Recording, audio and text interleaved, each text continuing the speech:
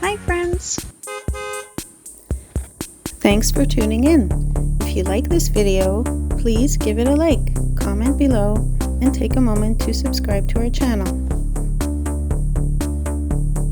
Welcome to Millet, Alberta.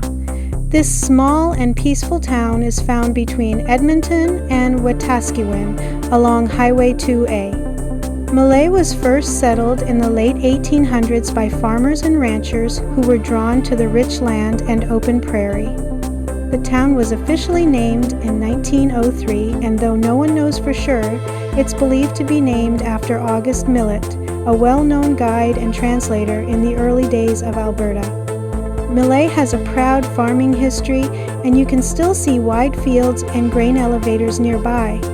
Millet has beautiful parks, walking trails, and a popular museum that tells the story of the area's early days. Millet may be small, but it has a big heart and a rich connection to Alberta's prairie past.